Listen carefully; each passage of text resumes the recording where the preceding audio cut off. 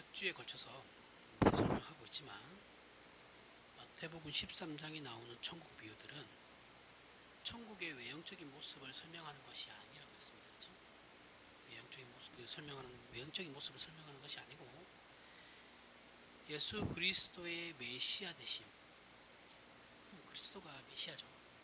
예수님의 메시아 되심, 그리스도 되심과 그분으로 말미암아 이 땅에 도래한 하나님의 나라를 오해하고 반대하는 자들을 위해서 그 천국을 이제 소개하는 것이죠. 예수님께서 소개하면서 사실은 그들을 비판하는 거예요. 그들을 비판하는 거죠. 또한 유대인들이 왜 예수님과 천국에 대해 반대하고 무지한지를 이제 설명하기 위해서 예수님께서 천국 비유를 가지고 말씀하시는 것입니다. 우리가 생각하는 천국은 이런 모습이고 저런 모습이고 그게 아니라 그랬어요. 그런 내용이 아닙니다. 그런 차원에서 천국, 즉 하나님의 나라는 밭에 감추인 보화 같다라고 말씀하시는 거예요. 밭에 감추인 보화 같고 그물로 물고기를 잡는 것 같이 이 땅에 도래했다라는 거예요. 이 땅에 내려왔다라는 거죠. 이 땅에 임했다라는 거예요.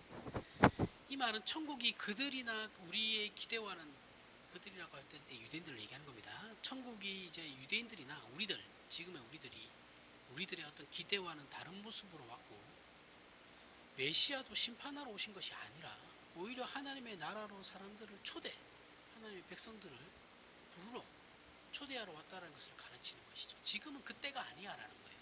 지금은 너희들이 알고 있는 그때가 아니다. 그건 나중이고, 지금은 내가 나의 백성들을 부르러 온 그때다.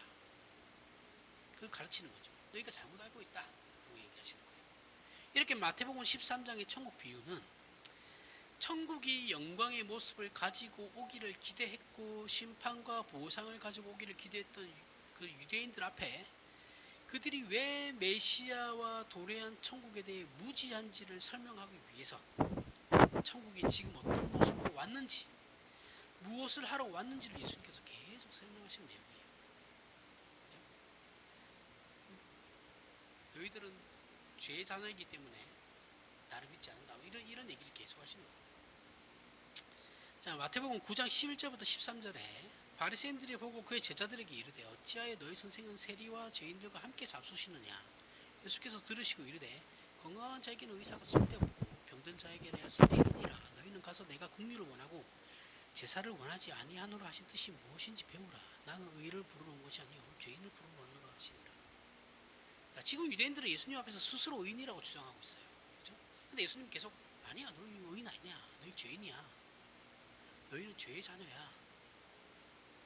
너희들은 사단의 자녀야. 이렇게 얘기하고 있는 거고, 자신들은 아브라함의 자손이라고 계속 얘기하잖아요. 아니야, 너희는 마귀의 자손이야. 그러니까 나를 안 믿는 거야. 이렇게 말씀하시는 거예요. 이걸 천국 비유로 가지고 말씀하시는 거예요, 계속. 근데 예수님은 유대인들을 포함하여 전 인류는 오직 죄인일 뿐이다 라고 얘기하고 계시죠. 그렇죠? 여기서 이미 심각한 견해 차이가 있는 거예요. 이미 의인이라고 생각하는 사람하고 아니라고 말씀하시는 예수님하고 이미 시작이 다른 거예요. 그러니까 부딪힐 수밖에 없죠.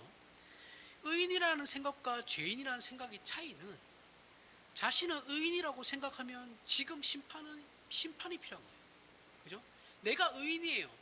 나는 의인이고 나는 이제 잘못한 게 하나 없고 하나님의 자녀로서 이제 나는 이제 구원만, 하나님께서 이 심판만 하시면 돼요. 그럴 때 내가 가장 기대하는 그 신앙이 뭐겠어요? 불심판이죠. 불이 막 떨어져가지고 심판을 해야 되는 거예요. 세상이 심판되어야 되는 거예요. 나는 의인이니까. 나는 이미 구원받았으니까. 그죠? 그러면 이 세상이 빨리 멸망하기를 바라는 거예요. 심판받기를 그런 심리가 작용할 수밖에 없죠. 그래서 뭐 한동안 우리 기독교에서 이제 우리 한국 기독교가 얼마나 미련하냐면, 한때 그죠? 휴거 아세요? 80년도 때 엄청 유행했죠. 그것 영화로도 나오고 막 있어요. 그것 세대주의자들이 만든 거거든요. 우리 정통 기독교에서는 그거 인정하지도 않아요, 그 사람들. 그게 미쳐가지고 한국 교회가 한동안 막 난리였죠. 세대주의적 근본주의자들이 만든 걸 가지고 칼빈주의라고 얘기하는, 무천년설이라고 주장하고 있는 이 뭐 큰 교단부터 해가지고 다 쌩 난리 부르스였습니다. 저 어렸을 때도 다 기억나요. 저도 봤거든요. 이렇게 미련하다고요. 이거 심판만 오면, 우리는 지금 심판만 오면 돼요. 빨리 심판 오기만 기다리고 있죠. 그렇죠? 나는 의인이니까. 뭐 똑같이 작용하는 거예요, 유대인들에게도. 근데 내가 죄인이라고 생각하는 사람들 입장에서는 지금 심판에 임하면 안 되는 거예요. 나는 구원을 받아야 되니까. 그죠? 그럼 뭐겠어요? 회개하고 회복할 수 있는 기회를 먼저 얻어야 되는 거죠. 그 기회가 먼저 주어져야 되는 거예요. 그게 죄인의 입장이죠. 그죠? 죄인에게는 회개할 수 있는 기회를 주시기를 바라는 게 죄인의 입장이에요. 죄 용서받기를 제일 갈망하죠. 그게 죄인된 입장이죠. 이렇게 유대인들은 자기들 스스로를 의인이라고 생각했기 때문에 오실 메시아는 당연히 자신들을 보상해줄 메시아, 즉 현재 자신들의 억울함을 풀어주고 자신들에게만 베풀어질 보상을 기대하면서 그 열매를 맺게 해줄, 그 열매가 뭐예요? 정치 군사적으로 충분한 실력을 갖춘 메시아, 그죠? 정치적으로나 군사적으로 충분한 실력을 갖춘 메시아를 기대하고 있었던 거죠. 영웅을 기다렸던 거예요. 뭐 알렉산더 대왕처럼. 그러나 자신을 죄인이라고 생각한다면 오실 메시아는 심판자나 정치적이나 군사적 해결사가 아닌 자신들의 죄를 용서해줄, 자신들을 죄인의 신분에서 해방시켜줄 그 은혜를 베푸실 존재로서의 그 메시아를 기대하게 되는 것이죠. 그죠? 당연히 우리는 후자에 속한 사람들입니다. 우리는 죄인이니까. 그리고 우리가 알고 믿고 있는 기독교 신앙은 우리는 모두 죄 아래 있고 메시아께서는 먼저 우리를 죄와 사망에서 구원하시고 우리를 고치셔서 하나님의 자녀로 거듭나게 하기 위해 오셨다는 것을 믿는 거예요. 이게 기독교예요. 그래서 메시아이신 예수님이 십자가를 지러 이 땅에 오신 것이죠. 하지만 유대인들은 메시아의 이 부분에 대한 기대나 이해에 있어서 심각한 오류가 있었죠. 그죠? 자신들이 이미 구원받았으니까 이제 심판만이 남았다고 생각한 거예요. 때문에 이들은 자신들이 기대했던 모습으로 메시아가 오지 않자 어떻게 했어요? 예수님을 반대했고 그분께서 소개하는 천국에 대해서도 외면하게 된 겁니다.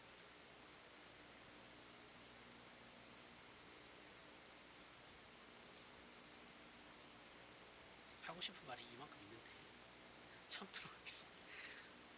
그래봐야 또 한국 교회 비판하는 것밖에 안 되니까. 자, 하지만 오늘 본문에서 보는 바와 같이 지금 천국은 심판과 영광의 모습으로 올 수가 없어요. 그죠? 예수님의 초림은 예수님 초림과 동시에 하나님의 나라가 이 땅에 임했는데 그 모습은 현재는 심판의 그런 모습, 영광된 모습으로 오지 않았다는 거죠. 올 수가 없어요. 그 이유는 우리를 먼저 하나님의 백성이라고 하는 자들을 먼저 죄와 사망에서 꺼내야 되기 때문에 그렇죠. 그 작업을 우선시해야 되니까. 그리고 하나님의 자녀로 새로 만든 일을, 그러한 일들을 먼저 해야 하기 때문에 이 일을 다 마치신 후에는 예수님께서 재림하실 때 심판과 영광으로 임하실 겁니다. 이걸 기대하시면 돼요. 우리는. 그래서 메시아이신 예수님의 초림과 극치에 이르기 전인 하나님의 나라, 이 땅에 이미 임한 하나님의 나라는 우선 어떤 일을 한다고요? 용서하는 일을 우선시하고 그 다음에 구원을 이루는 일을 우선시하는 거예요. 그렇게 예수님께서 오신 거예요. 그렇게 하나님의 나라가 임한 겁니다. 지금은 이것이 뭐냐면 밭에 감추인 보화와 같은 뜻이에요. 이해가 안 가죠? 자, 보물은 그 가치에 따라 견고하고 은밀하게 그리고 안전한 장치로 보관하는 외적인 표를 가졌죠. 보물을 가지고 있다고 하시면 여러분들 몇 캐럿짜리 다이아몬드를 가지고 있다고 생각해 보세요. 금괴를 가지고 있다고 생각해 보세요. 물론 없습니다만 상상을 하시면 내가 이 정도의 금괴를 가지고 있고 내가 몇 캐럿짜리 다이아몬드를 막 가지고 있어요. 그럼 그거 어디다 보관하겠어요? 집에 놔두시려면 어떻게 보관하시겠어요? 금고로 사겠죠, 당연히. 그죠? 금고로 사거나 금고 사기에 또 너무 불안하면 은행에다 맡기겠죠. 그렇죠? 은행 금고에다 맡기겠죠. 은행 금고 아시죠? 이렇게 열쇠로 이렇게 들어가서 직원하고 같이 들어가서 이렇게 내가 나만 볼 수 있는 거. 거기다 맡기겠죠. 한 달에 얼마씩 내고. 이게 외적인 표예요. 보물에 대한. 그렇죠? 가치 있는 물건에 대한 외적인 표란 말이죠. 자, 길바닥에 신문지 깔고 보석 파는 아저씨들 있죠. 시계 파는 롤렉스 시계를 그 가판대 파는 아저씨들 있어요. 길거리 가다 보면. 그죠? 그거 롤렉스 가짜잖아요. 전부 다. 아무리 금빛이 막 나도 그거 차는 순간 고장나요. 차는 순간 15분, 20분 있으면 고장납니다. 그 중국에 아는 목사님이 여행 갔다가 나이키 신발을 샀대요. 나이키 신발을 길래 샀대요. 하루 신고 우리나라 딱 들어오니까 떨어지더래요. 밑창이. 그건 이제 가짜인 거죠. 그죠? 뭐 그런 겁니다. 진짜는 그렇게 안 팔죠. 진짜는 명품 매장 들어가시면 명품 매장에 샤넬이나 이런 데 들어가면 물건을 못 만져요. 아, 이쁘다고 만지면 그 순간 난리 납니다. 직원이 장갑 끼고 물건을 보여줘요. 만질 수는 없어요. 우리가 만지면 안 돼요. 만지는 순간 사야 됩니다. 몇 천만 원, 몇 백만 원짜리 가방을 사야 돼요. 직원이 꺼내서 주는 거예요. 보여주는 겁니다. 이렇게 돌려줘요. 그러면서 이 물건에 대한 설명을 막 하죠. 거기에 백화점에 들어가려고 아침 5시부터 줄 서요. 백화점 10시 문 열죠. 그렇죠? 그거 다 남자들이 줄 서 있습니다. 왜요? 부인이 시켰거든요. 가서 줄 좀 서 있으라고. 그래서 물건 살 때쯤 되면 아내가 나타나고 같이 들어갑니다. 남자들이 힘들어요. 이렇게. 가짜가죠. 진짜입니다. 이거. 그 현대백화점 같은 데 가보세요. 다 그래요. 갤러리아 백화점 가면 앞에 줄 쫙 서 있습니다.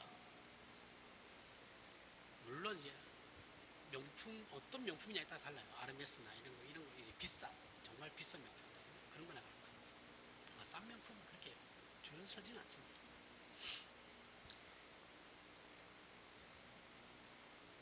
가짜죠. 그런 거는 길거리에서 파는 거 다 가짜입니다. 보물은 보물답게 대접을 하죠. 이거는 바보라도 다 그렇게 하는 거죠. 그러나 밭이라고 하는 건 생각해 보세요. 밭.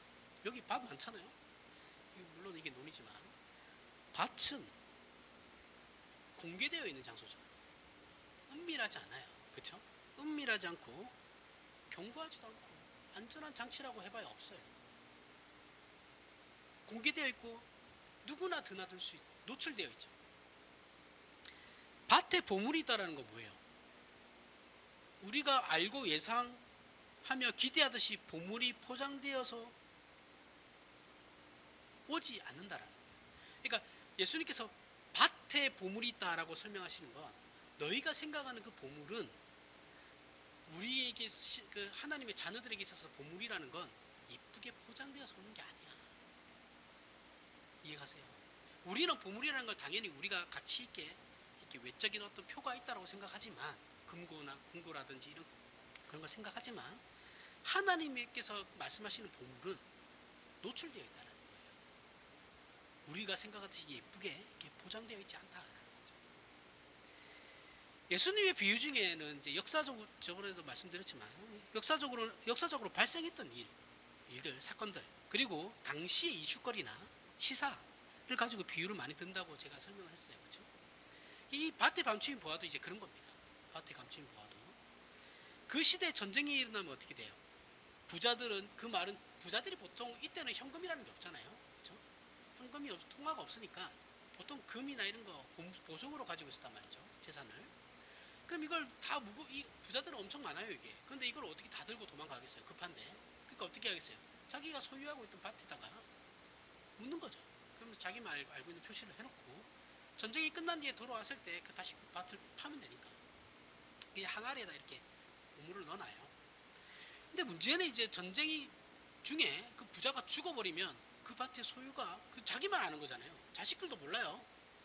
그럼 그 밭이 이제 그 주인이 아는데 몰라요. 모르게 되니까 이제 밭을 갖다가 팔아버린단 말이죠. 그러면 그 밭을 사게 되는 사람이 그 안에 보물도 발견하게 되겠는 거죠. 이런 일들이 실제로 있었어요.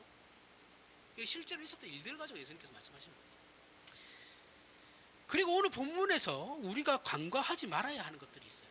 간과하지 말아야 될 이거 중요한 문제인데 반드시 생각하고 있어야 되는 것이 뭐냐면 많은 사람들이 착각하고 있는 겁니다. 오늘 밭에 감추인 보화, 그리고 진주, 값진 진주가 나오죠. 극히 값진 진주. 보화와 진주를 얻기 위해서 그걸 얻기 위해서 그것을 산 사람들이 한 행동들을 생각해 보세요. 자, 그들은 어떻게 했습니까? 그 밭에 감추인 보화를 얻기 위해서, 그리고 극히 값진 진주를 얻기 위해서 이들이 뭘 했어요? 자기가 가지고 있던 모든 것을 다 팔아요. 그죠? 모든 것을 다 팔아가지고 그것들을 구입한단 말이죠. 그죠? 사들여요. 근데 우리가 이걸 우리는 뭐라고 생각하냐면, 이 한국 교회가 계속 어떻게 가르쳤냐면, 이걸 가지고 희생이라고 가르쳤어요. 내 걸 팔아서 얻게 된 희생으로 얻은 것들, 이렇게 생각했단 말이죠. 근데 이건 희생이 아니에요. 왜 이걸 희생이라고 생각하는지 모르겠어요. 만약 그 밭이 3천만 원짜리였다고 생각해 보세요. 3천만 원짜리 밭이었는데 보물이 묻힌 걸 내가 알았어요. 자, 우리 김초자 지사님 밭이 있는데, 김초자 지사님은 거기 밭에 보물이 있는지 몰라. 근데 그 밭이 3천만 원짜리야. 근데 내가 그걸 알았어. 그럼 말 안 하겠죠, 당연히. 그리고 내가 급하게 매입하고 싶으니까, 집사님 내가 더 쳐줄게, 5천만 원 갑시다. 5천만 원 가면 집사님은 모르니까 그럼 고맙죠 이러고 거래를 할 거 아니에요. 그렇죠? 그럼 2천만 원의 차익이 생긴단 말이죠. 그럼 2천만 원 내가 손해보는 거예요. 근데 내가 그럼에도 불구하고 그 밭을 사는 이유가 뭐예요? 그 2천만 원보다 더 값진 보물이 거기 숨겨져 있다는 것을 알기 때문에 내가 사는 거죠. 그죠? 이건 희생이 아니죠. 자, 5천만 원이 희생이 아니라 내가 그것보다 더 가치가 있다는 것을 알기 때문에 지불해야 하는 당연한 지불이에요. 그죠? 그 보물에 대한 당연한 지불이라고요. 내가 그 가치를 아니까. 근데 우리는 이걸 희생으로 포장해요. 뒤에 쭉 설명할 거니까, 이게 지금은 뭐 긴가민가 할 수도 있는데, 뒤에 쭉 설명하면 나중에 하실 겁니다.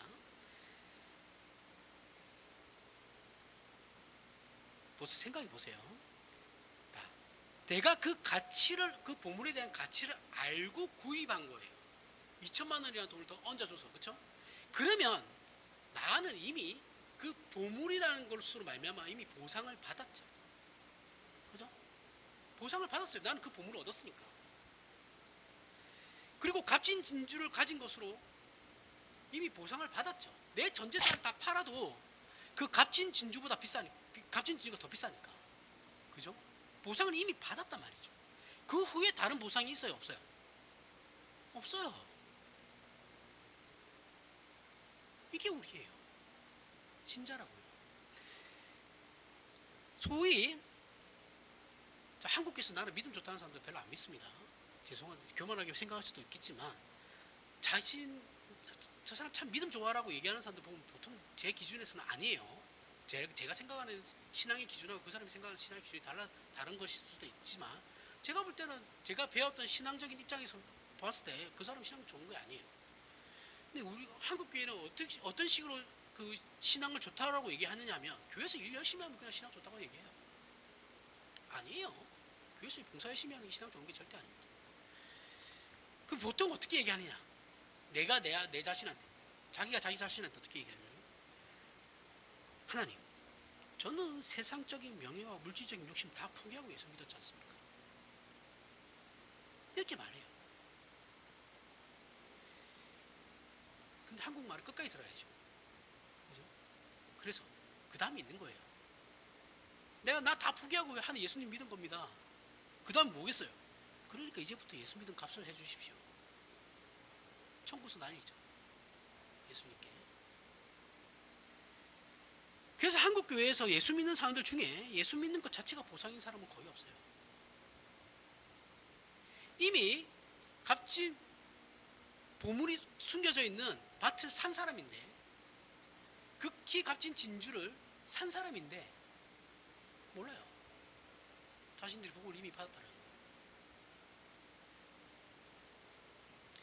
우리는 예수를 믿고 하나님의 자녀가 된다는 것이 세상에 그 어떤 것보다 중요하고 가치가 있다고 생각해서 당연히 저쪽을 버리고 이쪽을 가진 사람들이죠. 선택이 아니라 가진 사람들이죠. 그렇죠? 이건 더 중요하고 가치 있는 것을 가진 것이므로 이미 보상은 받은 거예요.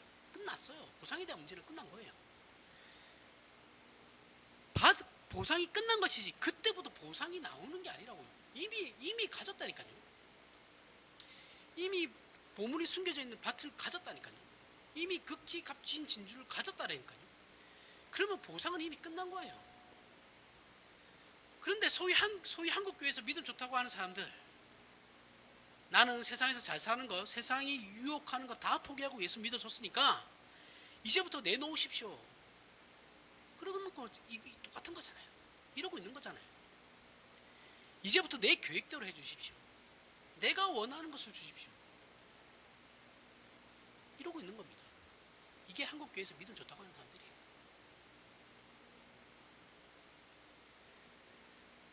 이런 사람들 예수 믿는다는 것은, 이런 사람들에게 있어서 예수를 믿는다는 것은 기쁨이 아니죠. 기쁨일 수가 없어요. 예수님 자체가 자신에게 만족이 안 되거든요. 예수님 자체로 만족하지 못하는 사람들이에요. 밭을 산 사람은 밭의 감추일 부활을 보고 산 거예요. 그죠? 우리는 예수를 믿어서 내가 어떠한 존재가 되는지를 알고 예수를 믿는 거라고. 그 밭이 이미 보상이고 기쁨의 내용인 거예요. 값진 진주도 마찬가지죠. 그죠? 값진 진주를 가짐으로 그는 이미 기쁜 것이고 보상을 받은 거예요. 동일하게 기독교 신자에게 있어서 예수를 믿는 것이 이미 기쁨이고 이미 받은 보상이에요. 그 다음은 다 부차적이고 액세서리입니다. 그런데 우리는 계속해서 이걸 부정해요. 이러면 환장하는 겁니다. 아무리 가르쳐도 이게 안 되면 어쩔 수 없어요. 자, 저번에도 제가 말씀드렸죠. 우리나라 한국교회가 아니고 우리나라 교육제도 중에 우리나라는 대학이 중요하죠. 학부가 중요해요. 대학은 별로 그렇게 중요하지 않습니다. 대학은 아무리 좋은 데 나와봐야 학부가 지방되면 우리나라는 인정 못 받아요. 대학원을 서울대 나와봐야 아무 소용없어요. 그래서 우리나라 고등학생들 중학교까지는 그렇고 고등학생들이 생각하는 게 뭐예요? 내가 공부 열심히 하는 이유가 뭡니까? 좋은 대학 가려고 하는 거죠. 그렇죠? 좋은 대학 가면 뭐예요? 자기는 신분이 변한다고 생각하는 거예요. 그래서 제가 저번에도 말씀드렸죠. 공부 열심히 해서 좋은 대학 간 거예요. 갔어요. 스카이를 갖다 쳐요. 스카이를 갔으면 그 스카이 간 게 그들의 보상이에요. 그죠? 고등학교 때 공부 열심히 해서 좋은 대학을 서울대 연고대를 갔으면 서울대 연고대 간 게 그거의 보상이라고요. 그 다음에 좋은 데 취업하고 사회적으로 성공하는 건 또 다른 문제라고요. 근데 우리나라는 좋은 대학 가면 끝까지 가는 걸로 엘리트로 끝까지 가는 줄 알아요. 그러니까 좋은 대학 가는 애들이 생각이 전부 다 엘리트주의에 빠져가지고 좋은 대학 가는 순간부터 신분이 나뉜다고 생각해요. 그래서 서울대 나온 애들 보면 대학 안 되죠. 이상한 애들. 이상한 사람도 많습니다. 진짜. 정치인들 보세요. 우리나라 사법고시 패스했다고 하는 사람들 옛날에 보세요. 다 서울대 출신이에요. 서울대가 50%거든요. 옛날에 사법고시 때 있을 때 서울대 출신이 50%였습니다. 합격률이. 그 다음에 연고대가 나눠 먹는 거.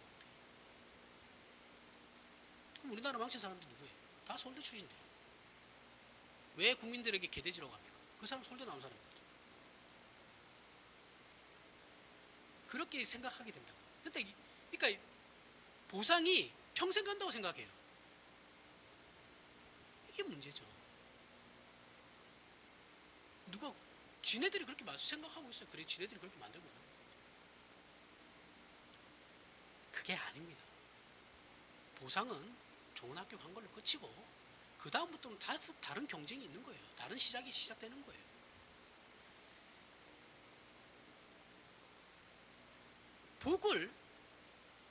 복이라 생각하지 못하니 예수를 믿어도 기쁘지가 않는 거예요. 아무 생각이 없어요. 이 문제를 성경을 통해 확인해 보겠습니다. 사도행전 2장 41절부터 47절을 보면 오순절 성령 강림, 성령 하나님 이제 오순절에 강림하시죠. 이후 베드로의 설교를 이제 성령 하나님께서 강림하시면서 이제 사도들이 그때부터 이제 막 은사를 베풀기 시작해요. 그래서 베드로의 설교를 하는데 거기에 대한 사람들의 반응이 일어납니다. 반응이 있는데 베드로의 설교를 듣는 사람들의 반응이 나와요. 2장 41절부터 47절. 그 말을 받은 사람들은 세례를 받으며 이날에 신도의 수가 3천이나 더하더라. 그들이 사도의 가르침을 받아 서로 교제하고 떡을 떼며 오로지 기도하기를 힘쓰니라. 사람마다 두려워하는데 사도들로 말미암아 기사와 표적이 많이 나타나니 믿는 사람들이 다 함께 있어 모든 물건을 서로 통용하고 또 재산과 소유를 팔아 각 사람의 필요를 따라 나눠주며 날마다 마음을 같이하여 성전에 모이기를 힘쓰고 집에서 떡을 떼며 기쁨과 순전한 마음으로 음식을 먹고 하나님을 찬미하며 또 온 백성에게 칭송을 받으니 주께서 구원받은 사람을 날마다 더하게 하시니라. 자, 이 기록을 보면 사도적 교인들은 예수를 믿는 것으로 이미 만족하고 기뻐하고 있어요. 그죠? 더 바라는 것이 아니고 예수를 믿는 것 자체가 이제 기쁨이기 때문에 가진 것을 나눈다고요. 더 달라고 하는 게 아니고 더 이상의 욕심을 부리지 않는 상태에 있어요. 그죠? 이들에게는 하나님의 백성된 것이 모든 것이 전부예요. 예수를 믿는 보상은 하나님의 자녀된 보상이 전부라고 믿고 있고 진심으로 기뻐하고 있습니다. 정말 그 이상의 보상은 없어요. 그런데 우리는 우리는 예수를 믿고 난 후에 어떻게 해요? 신앙이라는 것을 동원해가지고 무엇인가를 얻으려고 하는 싸움을 그렇게 해대요. 사실 오늘날 간증이라는 거 다 이런 거죠. 그죠? 내가 처음에는 이랬는데 이렇게 했더니 하나님께서 이렇게 해주시더라. 다 이거잖아요. 이것에서 벗어나는 거 없어요. 이 카테고리에서 벗어나는 거 하나도 없습니다. 간증은 다 똑같아요. 나는 기도했더니 하나님께서 이런 거 저런 거 들어주시더라. 이게 전부예요. 그런데 하나님께서 그에게 그것을 준 것이 보상이 아니에요. 나이 어린 사람들이 나와가지고 간증하는 거 듣지 마세요. 그 사람이 살아봐야 얼마나 살았겠어요. 연세 지긋하신 분이 한평생 살아오면서 하나님을 경험하고 했던 거에 대해서 얘기하는 거는 들을 수 있어요. 근데 이제 뭐 20, 30대 연예인들 나와가지고 간증하는 그런 거 왜 들어요? 그 사람이 살아봐야 얼마나 살았다. 알아봐야 얼마나 안 돼. 물론 개인적인 어떤 사건에 대해서 얘기는 할 수 있겠죠. 이런 사건이 있었는데 하나님께서 이렇게 해주시더라. 감사하다. 그런 부분적인 국한적인 어떤 지역적인 그런 거는 이제 얘기할 수 있겠지만 한평생 하나님과 어떤 동행하면서 겪게 된 그런 거와는 이게 무게가 다르죠. 그걸 1시간 동안 2시간 동안 앉아서 듣고 있을 바에 차라리 집에 가서 잠을 자주십시오. 그게 올라요. 보상이 아닙니다. 예로 부모는 자녀들에게 부모님들 치고 자녀들이 공부 잘하는 거에 대해서 욕하는 사람 없어요. 싫은 사람 없죠. 공부 잘하면 다 좋아요. 그죠? 근데 문제는 자녀들이 공부를 안 하니까 문제인 거죠. 그래서 어떻게 해요? 자녀들한테 거래를 하죠. 어떤 거래를 하면 너 이번에 등수 이만큼 올리면 내가 이거 사줄게. 너 사달라는 사줄게. 사실 이거 교육적인 방법에서는 되게 안 좋은 겁니다. 지양을 해야 돼요. 지양해야 되는 건데 지향이 아니라 지양을 해야 되는 거예요. 지양해야 되는 교육 방법인데 현실적으로 부모들은 그렇게라도 해서 공부를 하게끔 만들고 싶은 거죠. 자녀들이.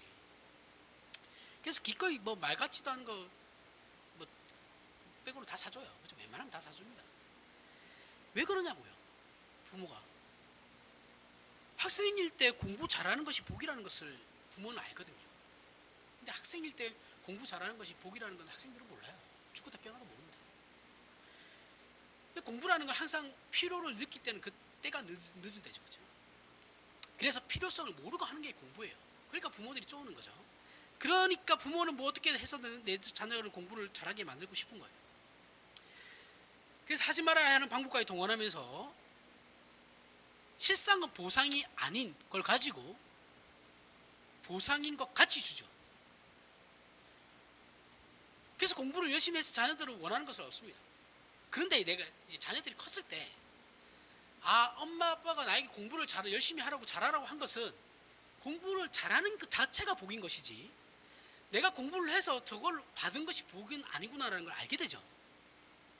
공부를 내가 등수를 올려서 받은 것이 복이 아니라는 걸 알게 돼요. 깨닫게 되죠. 공부 잘하는 것 자체가 복이라는 걸 알게 되죠. 그건 이제 커서 알게 되는 겁니다.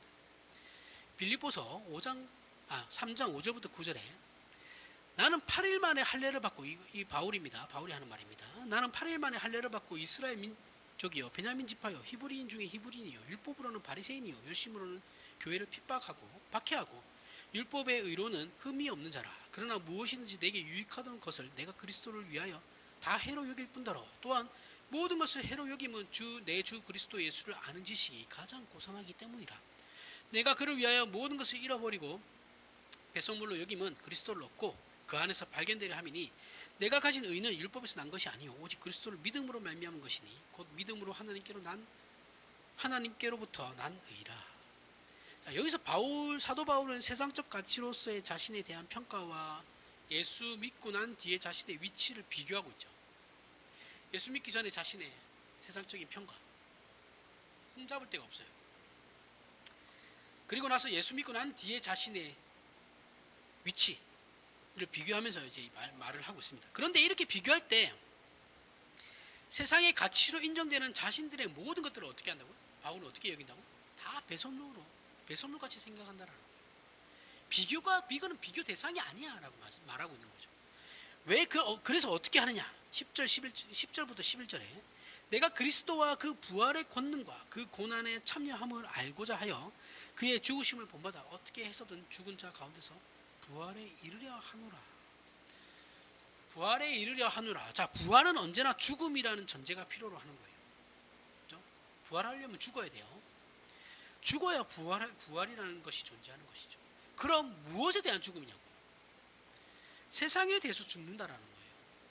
하나님께 속한 가치와 세상의 가치를 비교할 때 세상의 가치는 일고의 가치도 없을 뿐만 아니라 일별의 가치도 없다라는 거예요.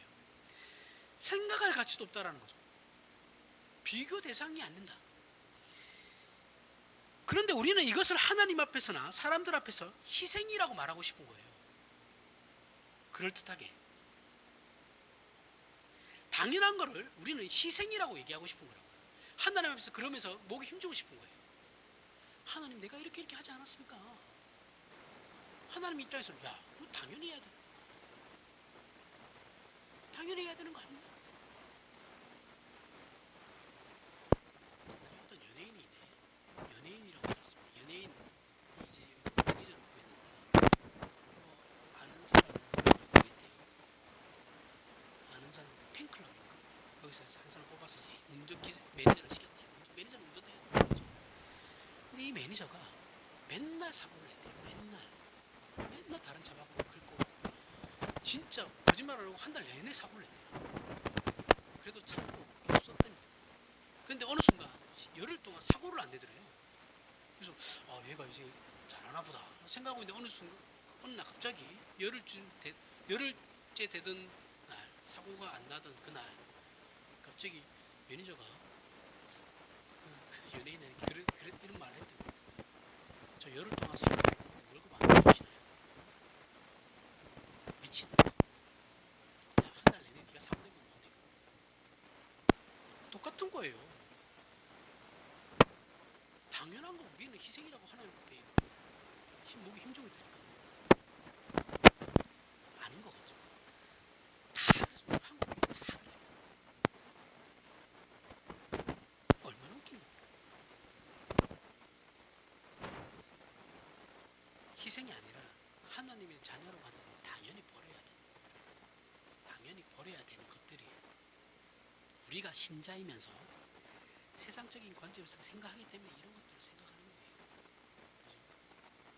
그 매니저 입장에서는 사고 안 낸 날이 당연히 대단한 거죠. 그렇죠? 세상적 관점에서는 우리의 자존심과 이기심을 버리는 게 희생이 맞죠. 세상에서는 이걸 칭송받아요. 하지만 하나님의 자녀된 가치에서 이건 희생이 아니고 당연한 겁니다. 당연한 걸 가지고 하나님 앞에 아무리 떠들어봐야 하나님께서는 안 돼요. 하나님 그런 협박에 넘어가지도 않아요. 우리는 조금 더 가까워하지 않아요. 이런 걸 버리는 것에 대해서. 값진 진주를 발견하여 자신의 모든 것을 팔아서 그것을 사고 나면 그 외에 나머지 것들은 다 보물로 보이지 않아요. 세상에서 가장 값진 보물을 소유한 사람이 있다고 쳐요.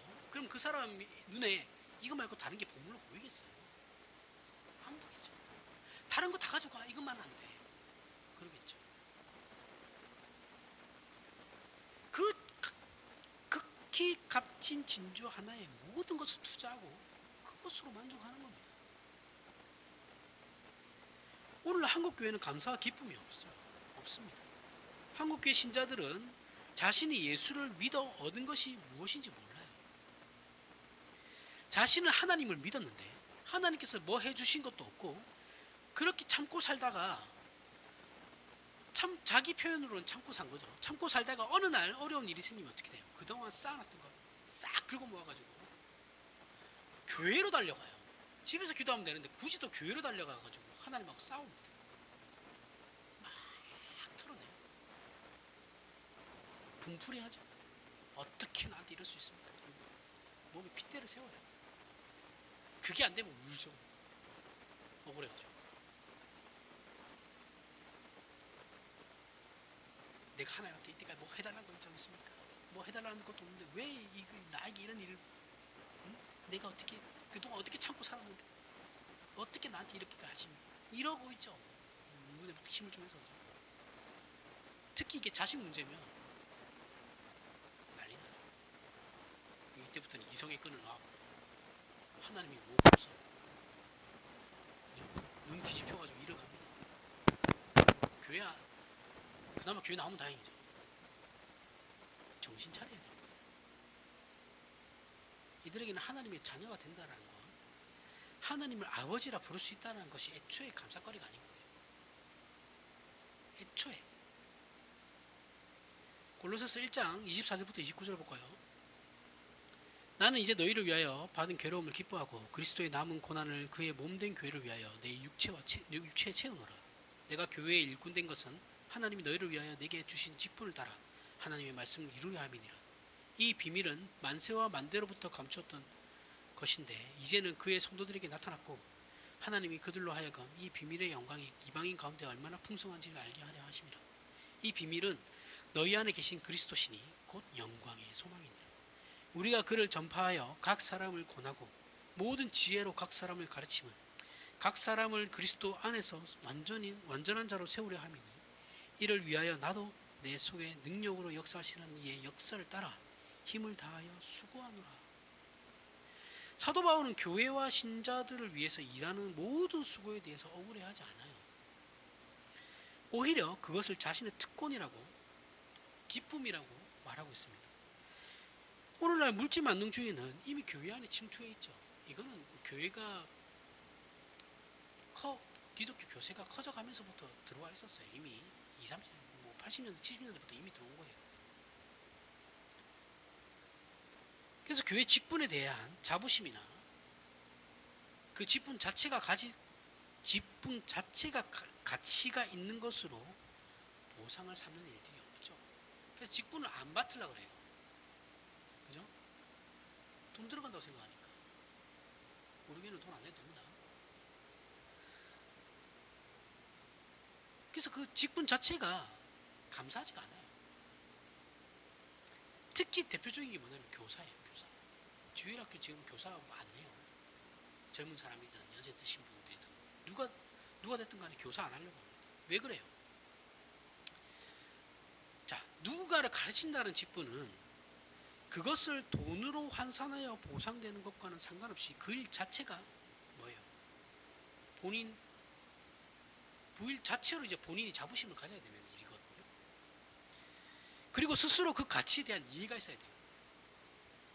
그렇게 자신의 마음의 보상으로 간직해야 되는 겁니다. 가르치는 건 특히 그래요. 이건 돈으로 그 가치를 환산할 수 없죠.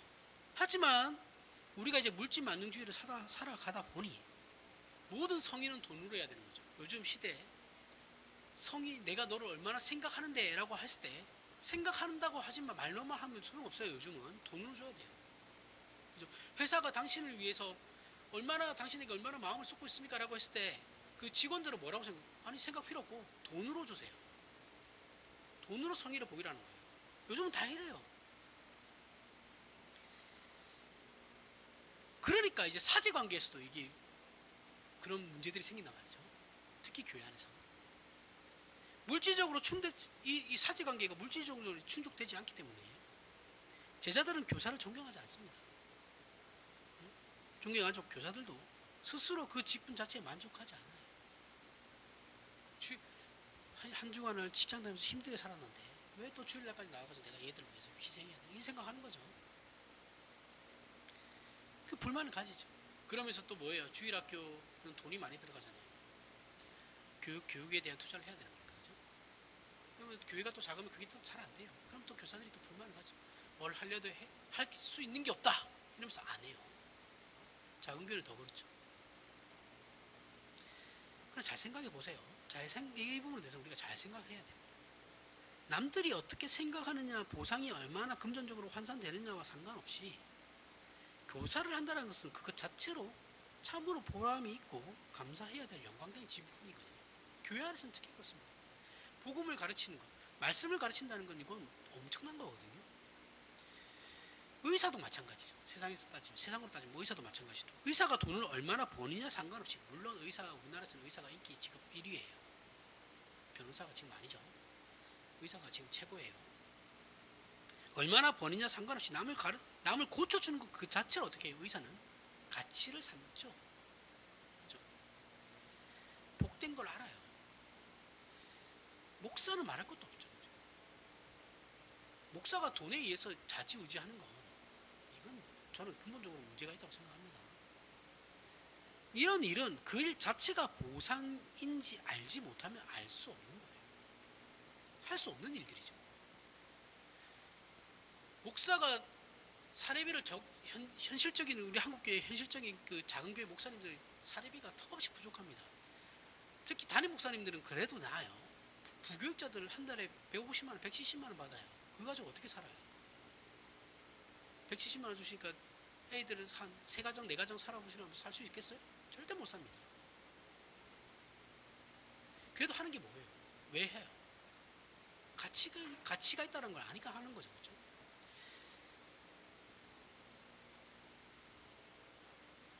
이거 없으면 이런 내가 가지고 있는 이 직분에 대한 그 가치를 내가 알지 못하면 절대 못하는 거죠. 그 국경 없는 의사회라고 있어요. 아세요?